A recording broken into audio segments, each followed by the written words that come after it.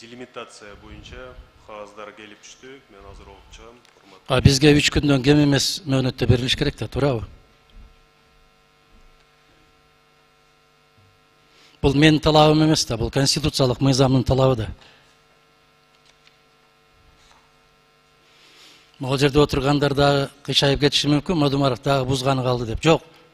Бул конституциялык мыйзамдын талабы. Могул жерде легендарлуу парламенттин төрагасы Медет Шеримкулович отурат. Эгерде регламент, ал кезде регламент деген ички документ эле, азыр регламент деген конституциялык мыйзам. Эгер ошо регламент талабы бузулуу менен кабыл алынган чечим болсо, ал эмне болот кийин? Адахам Савич, туура айтып атасыз. Биринчиден аппарат делимитация боюнча кагаз келип түштү. Ушул кагазга мен азыр карасам, келишимдин ичинде тиркелген протоколдор деп жазып турат. Бүт кагаздар келип түштүбү? Жок да. Барбы? Аппарат. Жок, мыйзамдын долбоорун дагы эртең менен алып атпайбыз биз. Бираз депутаттар биз өзүбүздү өзүбүз сыйлашыбыз керек го, мыйзамды сыйлашыбыз керек го. Айта кетсем, Кыргыз Республикасынын Жогорку Кеңешинин регламенти жөнүндө Кыргыз Республикасынын мыйзамынын 43-чү беренесинин 7-чи пунктуна ылайык жыйналыштардын күн тартибинин маселелери боюнча материалдар депутаттарга комитеттин жыйналышына чейин 3 күн калгандан кечиктерибизден берилет. Баракелде. Көрсөтүлгөн, бирок аталган келишимдин долбоору боюнча материалдар бүгүн эле келип түштү. Мен азыр эле айтып койдум. Ошол себептен комитеттин корутундусу даяр эмес.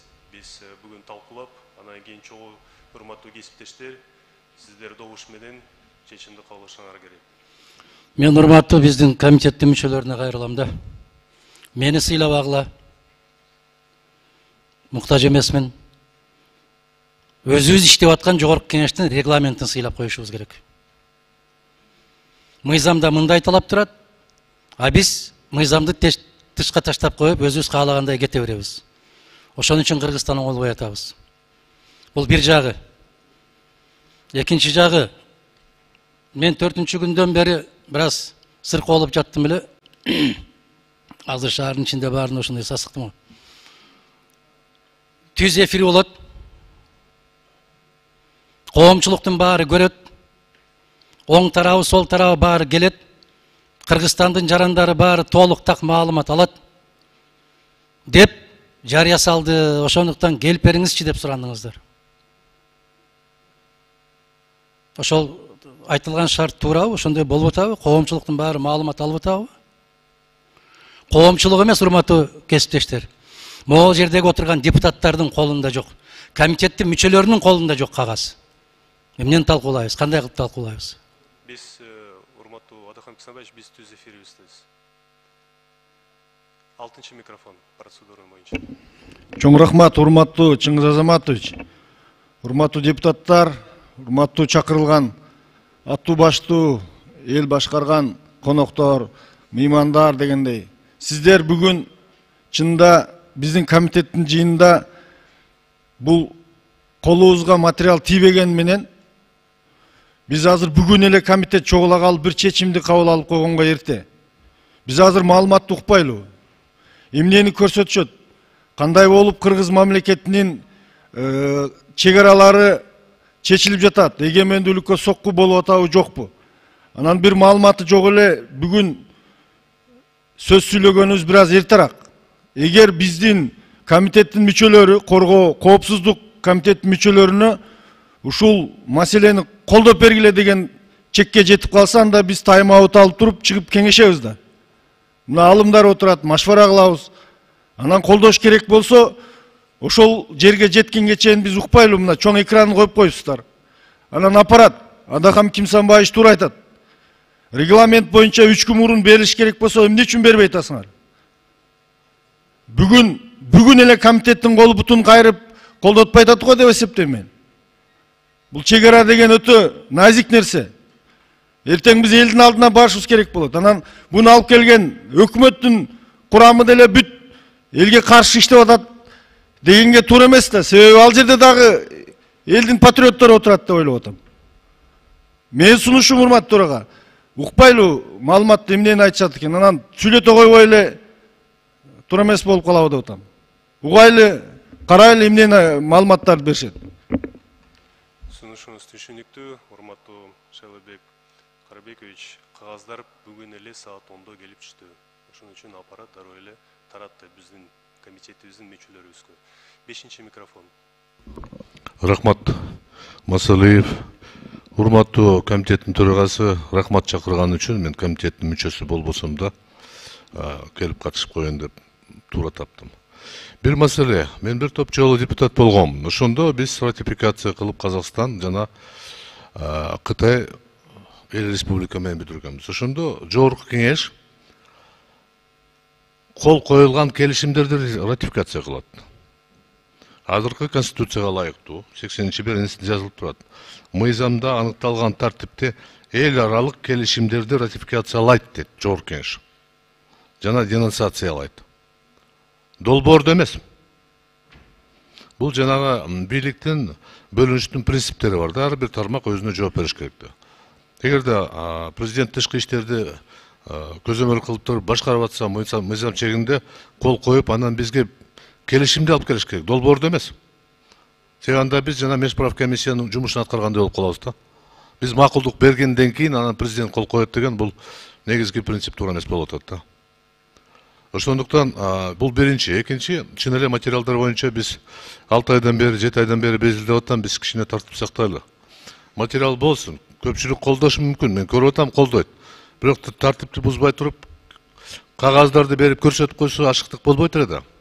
Мисал катары, баяндаманы угуп туруп доош берген бир аз ыңгайсыз болот. Мисал үчүн кээде адам адашып кетиши мүмкүн, туура эмес чакырымдарды айтып кетиши мүмкүн. Бул адам да, баяндамачы. Ошондуктан кагаз турганда, келишимде жазылып турганда, ага кошумчалар болуп турганда, мурдакы совет министри жана борбордук комитеттин токтомдору тиркелип турганда, анда түшүнүктүү болот да. Ошондуктан урматтуу комитеттин мүчөлөрү пикир алмашып бир чечимге келсеңиздер, эртең сессияга чыга турган маселе бышырылган болуш керек да, так болуш керек. Кайра эле ушу суроо бере берели да. Рахмат чоң. Дагы бир жолу кайталып кетейинчи.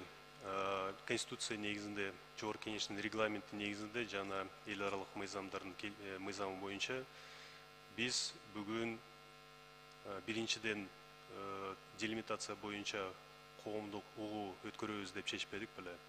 Бул биринчи, экинчи бизге макулдашууга киргизип атат. Ошон үчүн келишимдин долбоору бизге алып келип атат. Кийинки сөз министр президенттин өкүлүнө берилет. Урматтуу депутаттар, саламатсыздарбы? Бүгүн Конституциянын нормасына ылайык 86-берене, анын 2-чи пункт президент жана министрлер кабинеттин төрагасы тарабынан кечиктирилгис катары аныкталган мыйзам долбоорлору жогорку кеңеш тарабынан кезексиз тартипте каралат. Бир эле маселе, мен кезексиз катары 2-чи маселени да кошуп кетмекчимин. Урматтуу депутаттар, өзүңүздөр билесиздер, эртең Азербайжан мамлекетинин президенти расмий визити бар. Ошого ылайык, ошонун алкагында Кыргыз Республикасынын министрлер кабинетинин жана Азербайжан Республикасынын өкмөтүнүн ортосундагы Кыргыз-Азербайжан өнүктүрүү фондунун түзүү жөнүндө келишимдин долбоорун макулдашууга киргизилет.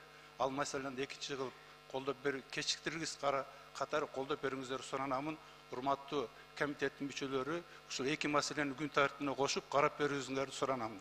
Президенттин туруктуу өкүлү катары дагы суранам.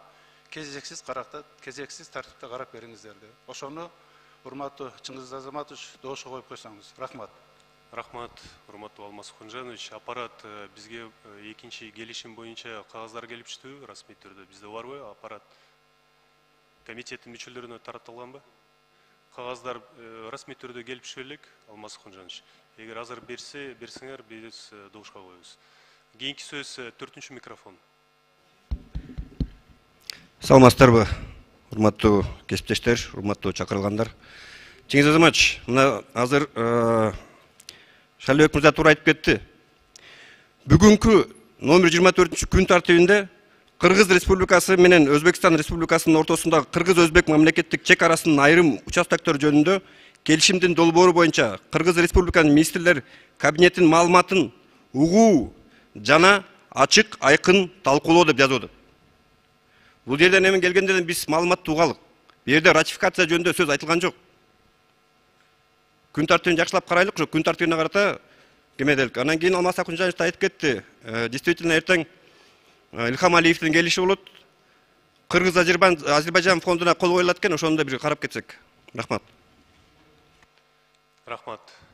5-ші микрофон. Процедурный боюнча. Рахмат. Кажакулова, Бүтүн, Кыргызстан. Чингиз Азаматович, я прошу обратить ваше внимание особо на статью 68 регламента. Здесь четко говорится в части 2. Проект закона о ратификации или денонсации международного договора вносится правительством в установленном порядке при наличии следующих документов. Прошу обратить внимание. Текст международного договора, он у нас есть. Далее, заключение правительства о соответствии договора законодательству Кыргызской Республики и об оценке возможных финансово-экономических и иных последствий данной ратификации. В данном случае у нас заключения Кабинета министров нет. Далее, информация о порядке подготовки и подписания международного соглашения, договора. Тоже у нас информации в приложении нет. Далее, заключение Конституционной палаты, в данном случае Конституционного суда Кыргызской Республики, о конституционности международного договора. Исходя из этих 4 пунктов, которые указаны, у нас то, что нам представили только лишь само соглашение, то есть договор. Но при этом проект, да, но при этом хотелось бы отметить, что там указаны 3 приложения, о которых мы тоже не в курсе. У нас этих приложений нет. Поэтому я просила бы обратить особо на это внимание при рассмотрении и принятии решения сегодня. Вообще, стоит ли проводить обсуждение, слушание, если у нас нет полного пакета документов. Спасибо большое. Спасибо большое. Мы сейчас члены комитета поставим на голосование этот вопрос. Путем голосования примем решение. 68-я статья, то, что вы сейчас упомянули, речь идет о ратификации договора. Сегодня речь о ратификации договора не идет. Сегодня 67-я статья о согласовании проекта соглашения и проведении общественного обсуждения. Речь идет. Спасибо большое. Üçüncü микрофон. Урматтуу Чыңгыз Азаматович, мен бир нерсени тактайын деп атам. Жыйын ачык өтүп атабы же жабык өтүп атабы? Ачык. Ачык өтүп атат. Азыр түз эфирибизде. Азыр түз эфирде болуп атат. Эмне үчүн чектөө болуп атат? Конституциялык мыйзам бийикпи же буйрук бийикпи? Мыйзам бийикпи же буйрук бийикпи? Бизди 3 депутатты сырттан 1 сааттан бери киргизбей атышат. Биз айтып атабыз, конституциялык мыйзамды көрсөтүп атабыз. Деп жогорку кеңештин депутаты тинтилүүгө, жекече текшерүүгө алынышы мүмкүн эмес деп жазылып турат. Бул не деген сыйлабастык? Бул не деген парламенттин үстүнөн басмырлоо? Бул не деген желкеден алып жерге жикирүү? Мындай болбош керек, урматтуу туугандар. Телефонуңарды таштап киргиле, ачык болуп атат могу жерде. Баш мыйзам менен жашайбызбы же буйрук менен жашайбызбы? Кечээ биздин өлкө башчы президент мен буйрук берем, ачык өтсүн деген. Жемне президенттин үстүндө да президент барбы бизде? Мындай болбойт туугандар. 1 сааттан бери 3 депутат кире албай турдук. Түрткүлөп атат сыртта. Бул болбойт мындай. Мынакей, мен сиздерге дагы бир жолу көрсөтүп коеюн. Конституциялык мыйзамда жазылып турат. Уят мындай. Рахмат. Кийинки сөз 6-чы микрофон. Саламатсыздар, урматтуу депутаттар, урматтуу Чыңгыз Азаматович. Мына бизде азыр ачык өтүп атат. Түз эфирдебиз, туурабы? YouTube'да. Маалыматы боюнча ооба. Бирок биз өзүбүз дагы ошону билбейбиз да. Бул жерде отуруп аны билбейбиз. Телефондорду алдырып алышты. Мына журналисттерди чакырып, камераларды эч кимге уруксат жок киргизгенге. Эмне себеп менен ачык болуш керек да. Ачык деген бүт, значит, маалыматты таратуу боюнча ачык болуш керек. Же жабык кылыш керек. Эми бирок жарым ачык, жарым жабык кандай болбойт дейм. Чындыгында. Анан экинчи болсо толук документтер жок да. Мен комитеттин мүчөсү эмесмин, бирок кызыктуу болуп атат да. Договор бар, а бирок ошол кезде тиркемелер жок. Ушуну бирөө берсе. Рахмат. Рахмат. туура айтып атасыз. Кече күнү биздин комитетибиздин мүчөлөрүнө маалымат берилген.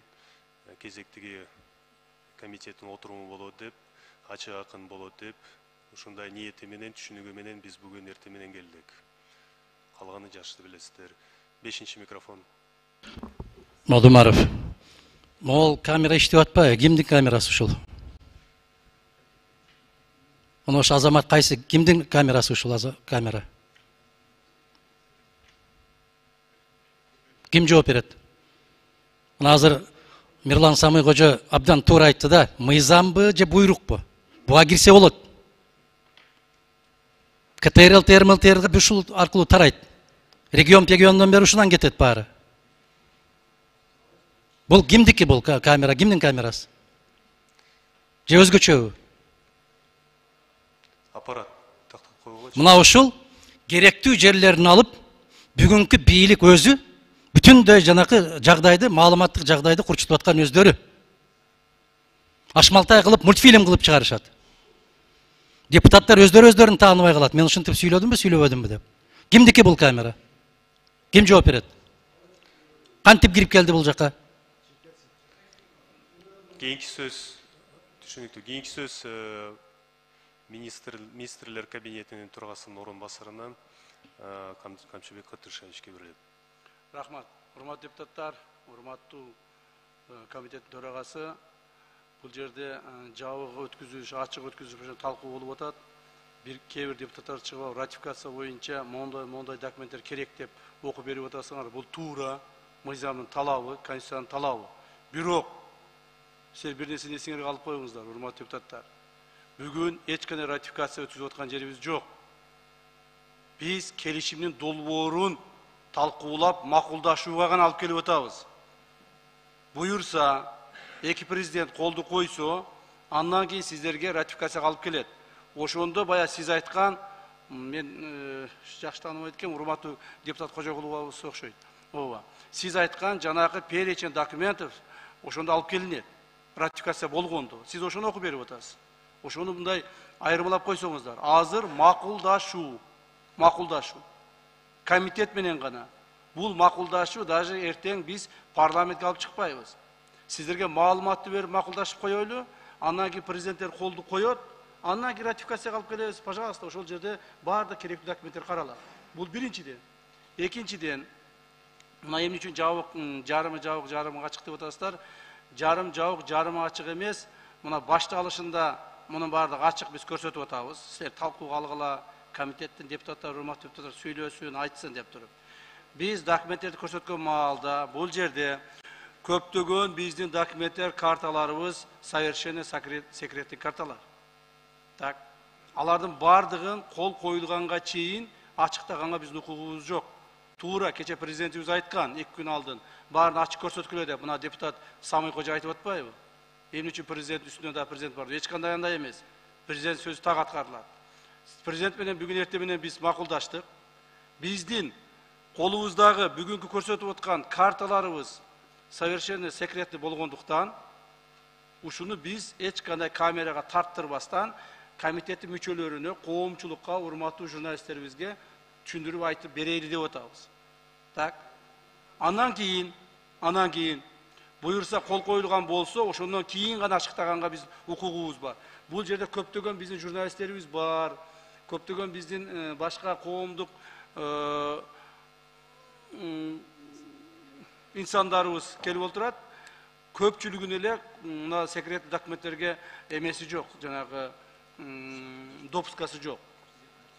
Ошондуктан урматтуу туугандар, урматтуу депутаттар, ал эми мына тартып аткан камера бул допускасы бар биздин улуттук коопсуздук мамлекет комитетинин камерасы. Единственный камера, который снимает и все. Это все задокументируется. Так. Потом первый отделге тапшырылат, ошол жерде сакталып калат. Аны эч жака чыгарбайт, мына адаган киши айтып атпайбы, кыркып, баркып чыгарат деп. Эч ким эч жака чыгарбайт. Ошондуктан мына азыр ушул нерсе каралып атат. Анан кийин эгерде кимдир бирөө коомдук угууда мына ачыктап биз көрсөтөлү деп атабыз, баардыгын киргиле деп атабыз. Бирок ушунун баардыгы баягы коомго же болбосо башка мамлекеттерге жайылып кетпесин деген негизде гана тарттырбайлы деп карап атабыз. Азырынча бул документтерге келишимге кол коюлу элек. Ушул гана маселеде. Ошондуктан туура түшүнөсүздөр деп ойлоймун. Анан дагы сөз берилсе дагы кошумча дагы маалыматтарды айтам сиздерге. Рахмат. Рахмат чоң. Урматтуу кесиптештер, регламенттин 67-беренесине айлык комитетке биринчи пункт эл аралык келишимдин долбоорун текстин, экинчи текстин Кыргыз Республикасынын мыйзамдарына ылайыктуулугу жөнүндө юстиция министрлигинин экспертизасын, үчүнчү келишимдин долбоорунан келип чыгуу каржы милдеттенмелери бөлүгүндө финансы министрлигинин экспертизасын, төртүнчү караштуулугунда тышкы иштер маселелери болгон орган менен макулдашуу документтерин киргизет. Ушул 4 пункт боюнча аппарат бизге кагаздар келип түштү, макулдашууга келип түштү. Келип түштү, аппарат айтып атат. Урматтуу кесиптештер, мына делимитация боюнча расмий кагаз келип түштү. Бирок калын эмес. Жакшы билесиздер, делимитация боюнча түгүл бүгүн каралып турган маселени биз тиркемелер менен карашыбыз керек. Тиркелген кагаздар барбы, аппарат? Протоколдор, карталар, башка эме кагаздар барбы? Азыр көрсөтүшү деп айтып атат. Бирок комитеттин мүчөлөрү алар алдын ала карашы керек бул кагаздарды. Анда 4-түнчү микрофон процедураны боюнча. Assalamu alaikum. Мен бир суроом. Бул маселелердин түпкүрү СССРдин архивтеринде бар. Ошол материалдар кандай совершенно секретного же ДСП ким жооп бере алат?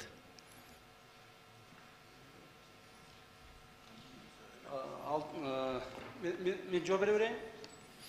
Суроо жоопко өтүп кетти окшойт. Жок, ошону айтайын дегеним, эгерде мындайда биз азыр урматтуу депутаттар, биз келишимдин долбоорун гана алып келдик. Азыр ар бир депутатка, комитеттин мүчөлөрүнө эле эмес, депутаттардын бардыгына ошол келишимдерди СССР убагынан келген келишимдерди бар таркатып беребиз. Ал документтер бардыгынын колунда жок, Ал документтер көпчүлүгү архивде бар, жана биздин колдорубузда бар. Биз аларды таркатып беребиз, анын таанышасыздар. Ал ДСП же совершенно секретного кайсыл? ДСП дагы бар, секретный, то есть ДСП эмесин. Демек үйгө алып кетип окуганга мүмкүнчүлүк болбойт экен. Бир жерде отуруп окушубуз керек экен анда. Үйгө алып кетип окуганга болбойт экен да, туурабы? Түшүндүм. Ошол өтө маанилүү, анткени чечим кабыл алыш үчүн эмоция дагы зарыл эмес. Ошол эле мезгилде жөн эле ура деп өткөзгөндө туура эмес. Эл маселеси, жер маселеси, эч кимди эчтекеге айыптабай эле коелу, бирок адашып калыш, алданып калыш ар адамдын башында бар нерсе.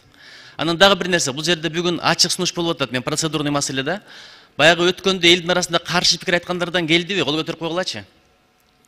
Каршы пикир айткандардан, азыркы чечимге, позицияга каршылар бар ушул жерде отургандардан. Кол көтөрүп койгулачы, барбы? Себеби эки тарапты тең угушубуз керек. Азыр биздин колубузда кагаздар жок. Эл ойлоп атат, депутаттар баарын билет. Ташпалекетти да билбейбиз. Силердин маалымат карганчы болсо биздики эле ошондой. Ошон үчүн эки жакты тең угалы, контраргументтердин мүмкүн болсо эмоциясы жок, кагаздарга, документтерге таяп айтыңыздар. Анткени акыры келип чечимди кабыл ала турган бизбиз. Эртең бүрсү күнү адашып калбагандай бололу. Чоң рахмат. Рахмат, процедурный маселелерге өтөлү, урматтуу кесиптештер. Күн тартиби биз бекитип коюшубуз керек, андан кийин башка маселелерге өтөбүз. Негиз катары, урматтуу кесиптештер,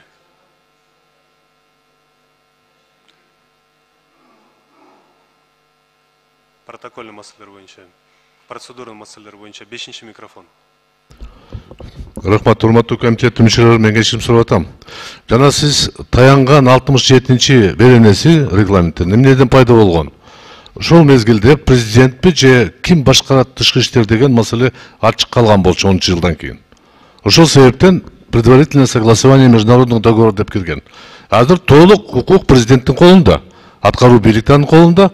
Ошондуктан бул нормада ошол себептен азыркы конституция 80-чи беренеде биздин укугубуз жок. Согласование проекта международных договоров. Регламентте калган, конституцияда жок. Ошол себептен мен көңүл буруп атам да, кээ бир биздин нормаларыбыз айла жоктон киргизилген болчу. Азыр андайдын кажети жокту. Мен сунушум, эгерде коомдук талкуу болсо бул бир жөн, талкуу болсо башка жөн. Бирок чечимди кабыл алыш бир аз туура эмес болуп калат го, ошону эске алалы. Ошондуктан урматтуу кесиптештер, күн тартиби негиз катары бекитип коелу. Кыргыз Республикасы менен Өзбекстан Республикасынын ортосунда Кыргыз-Өзбек мамлекеттик чек арасынын айрым участоктору жөнүндө келишимдин долбоору боюнча Кыргыз Республикасынын министрлер кабинетинин маалыматтын угуу жана ачык акын талкуулоо. Добушка коем, урматтуу комитеттин мүчөлөрү, добуш берип коюңуздар. Ким макул? 1, 2, 3, 4, 5, 6, 7. Каршы барбы? 1.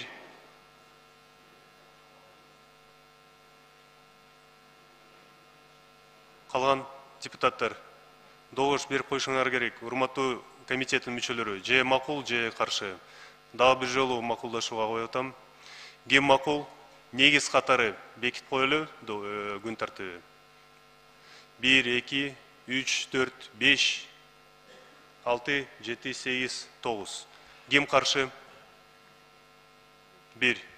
Өттү. Экинчи маселени азыр президенттин өкүлү Алмаз Ахунжанович киргизип койду. Азербайжан Кыргыз Республикасынын ортосундагы авиа катам боюнчабы?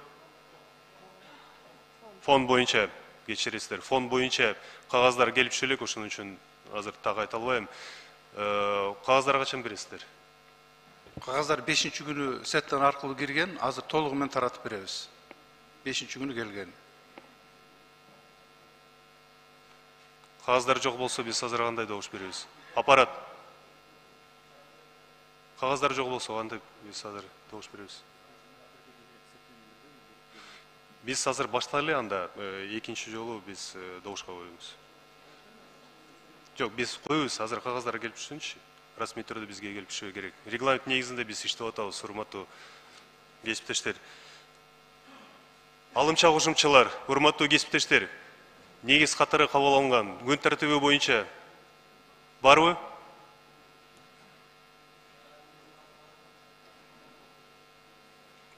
Процедурный 5-ші микрофон.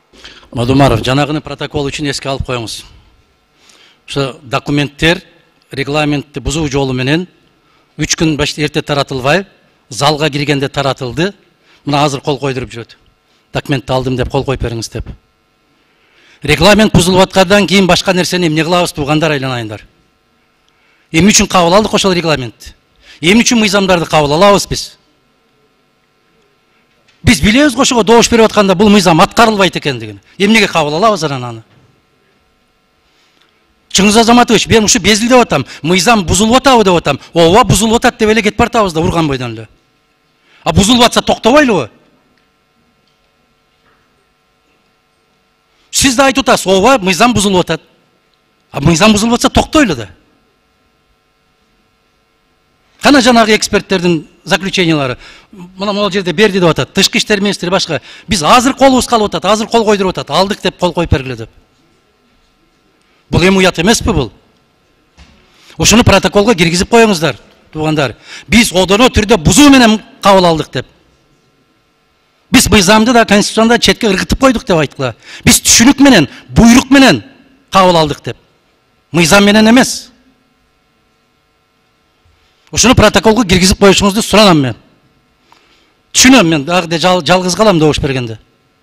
Бирок киргизип коюңуз протоколго. Тарых. Ар бир кишинин кийин тарых ар бир кишинин ордуна коет. Аткан Бисенбаевич, биз бүгүн мыйзамдын долбоорун карабайбыз. Бүгүн биздин жарандык коомубуз менен талкуулоо жана угуу болот.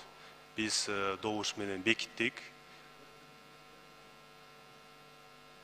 Процедураны боюнча 6-ші микрофон. Рахмат, урматтуу коллегалар, урматтуу чакырылган коноктор. Чыңгыз Азаматович, сиз маселени толук камдуу түшүндүрө албай атасызбы, же кээ бир биздин коллегалар түшүнбөй атабы? Сиз бүгүн маселе карап атасызбы, же талкуулап атасызбы? Биз комитеттин мүчөсү эмес катары биз талкууга келдик. Ошондо эле силер дагы комитет талкуулап атасыңар муну үчүн. Эч кандай чечим кабыл алынбайт бүгүн. Сиз ошону чөткө түшүндүрүп айтып койбойсуз. Бүгүн эч кандай чечим кабыл алынбайт. Бүгүн предварительный талкуу деп гана келип атат. Бул жерде коомчулуктун баардыгы көрүп турат да. Бир маселе кайра зачеклившет этип эле эмне деген бул эми? Чечимди кабыл алдыңар азыр. Талкуу депчи. Ошондуктан талкуу өтөрөлү. Мен башынан баштап кириш сөздөрдү айтып атканда белгилеп кеттим. Бизге кагаздар бүгүн эле келип түштү делимитация боюнча. Башынан баштап биз талкуулоо жана жаранды коо менен угуу болот деп жарыяладык беле. Ошондуктан мен айтып кеттим, комитеттин корутундусу жок. Биз кагазды, чечимди, тыянактарды биз бекитпейбиз бүгүн. Биз талкуулайбыз.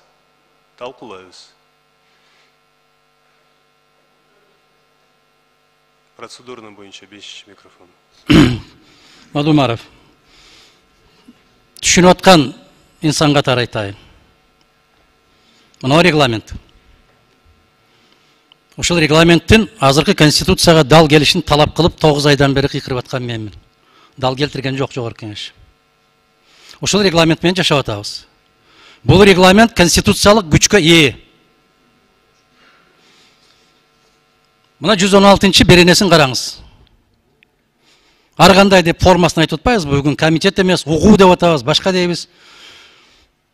Түшүнүксүз болуп аткандыгы үчүн мен сиздерге орусча окуп берейин. Информирование общественности о парламентских слушаниях, если вы говорите, что это слушание. Пожалуйста. Фракции, комитеты и комиссии после утверждения темы парламентских слушаний, времени и места их проведения не позднее, чем за 10 дней до проведения парламентских слушаний размещают информацию на сайте Жогорку Кеңеша, передают ее средствам массовой информации. Все. Других норм, других положений нет. Кайсыл жагына бурап алсаңыздар дагы мыйзамды бузуп атабыз.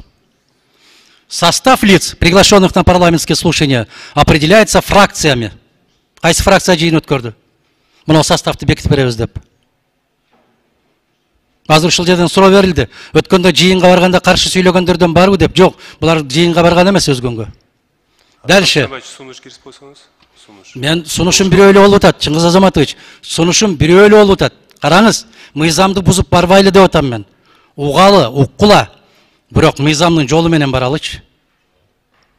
Дальше вот состав лиц, приглашенных на парламентские слушания, определяется фракциями, комитетами и комиссиями, которыми инициируется слушание. А кто инициировал? Кто инициировал? Көрсөткүлө кагазды. Адхам Сабач, сиз общественное слушание мыйзам боюнча айтып атасыз. Бизге бүгүн келишимдин боюнча маалымат айтайын деп атат өкмөт. Обсуждение, талкуулоо болот. Биз угабыз, жана талкуулайбыз. Слушание по закону, Адахам Кисамбаевич.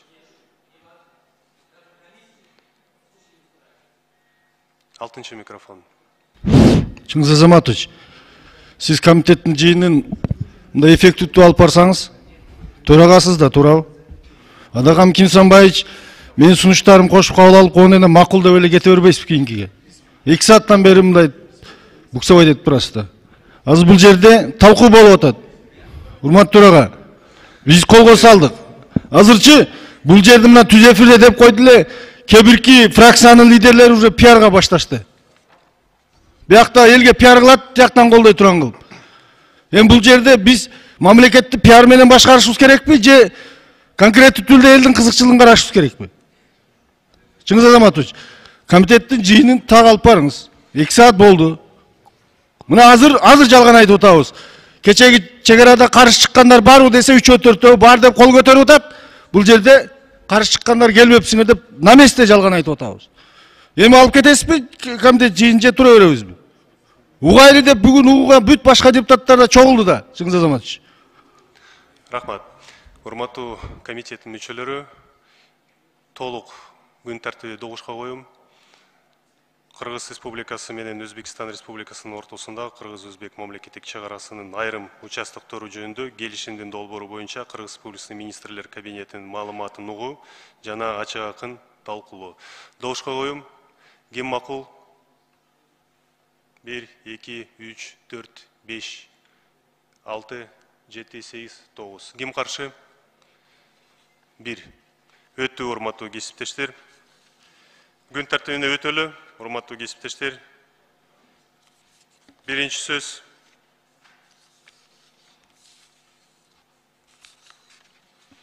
Баядама үчүн сөз Кыргыз Республикасынын министрлер кабинетинин төрагасынын орун басары, Кыргыз Республикасынын улуттук коопсуздук мамлекеттик комитетинин төрагасы Ташиев Камчыбек Кыдыршаевичке берилет. Сөз сизге берилет. Келиңиз. Рахмат. Урматтуу депутаттар, урматтуу комитеттин төрагасы. Эми тил сүйлөсө, кызыл тил көп нерсени сүйлөп кете берет. Ар түрдүү мыйзамдардан отрывоктарын окуп алып туруп, ар нерсени айта берип, эптеп эле ушул коомчулукка, бүгүнкү турган коомчулукка маалыматты жеткизбөөгө аракет кылган инсандарыбыз бар экенин көрүп турасыздар. Мен дагы бир жолу окуп айтып коеюн, регламент үчүн, то есть протокол үчүн. Конституциябыздын 86-беренесинин 2 пунктунда так жазылып турат. Президент жана министрлер комитетинин төрагасы тарабынан кечиктирилгис катары аныкталган мыйзам долбоорлору жогорку кеңешки тарабынан кезексиз тартипте каралат. Мына ушул тартипте биз киргизип алып келип атабыз. Калган коомдук талкуунун мыйзамын беренелерин жана башкаларды келтирип, монтип адамдардын башы айландырбаш керек. Эгер кимдик бирөөсү бүгүнкү маалыматты уккусу келбесе, же бүгүнкү маалыматты элге, коомчулукка толук жеткенден корко турган болсо, это другой вопрос. Так. Эмне үчүн биз ушуга чейин мына президентибиз ачык өткөргүлө деп акыры кече 2 күн алдын айтты. Урматтуу депутаттар, урматтуу коомчулук. Мунун эң негизги маселеси ошол биз жасап келген келишимдердин, Өзбекстан менен түзүлгөн келишим долбоорлорунун, коюлган протоколдордун бир чекелерин, кайсыл бир өздөрүнө керектүү жерлерин кыркып алып, элге туура эмес маалыматтарды берип, элди эптеп көтөрүп, каршы чыгартып, ушуларды өткөрбөгөнгө гана аракет болгон аракет. Мен азыр толук маалымат беремин. Бул протоколдор эмне экенин, биздин мамлекетибиз, Кыргызстаныбыз ушул биз койгон протоколдордун утуп атабы, утулуп атабы, кайсыл жерден бизге пайдалуу, кайсыл жерден зыян экендигин толук маалымат беремин. Бирок ошол маалыматтардын бардыгын, урматтуу коомчулук, урматтуу журналисттер, сиздер биздин суранганыбыз боюнча, мына коомдук биздин ишмерлер отурат, агаларыбыз, эжелерибиз бардыгыңыз отурасыздар, депутаттар. Биздин суранганыбыз боюнча азырынча мунун бардыгын камерага тартып, же телефондорго тартып, то есть башка өлкөлөрдүн мамлекеттердин адамдары да көрөт, алар дагы неме кылат, ошолорго жайгыбастан, мына силер уктуңар. Баарын ачык айтабыз. Көзүңөр менен көрөсүңөр, кулагыңар менен угасыздар, урматтуу депутаттар. Жүрөк менен түшүнөсүздөр, акыл менен түшүнөсүздөр. Андан кийин каалаган жака таркатсаңыздар боло берет. Ал боюнча эч кандай маселе жок. Президенттер кол койгондон кийин гана биз ачыктайбыз бул документтерди коомчулукка толук бойдон жетишине. Азырынча ушул деңгээлде гана ачыктап турайлы деген деп чечтик. Себеби дегенде бул жерде көптөгөн азыр маалыматтар берилет, секреттүү маалыматтар берилет.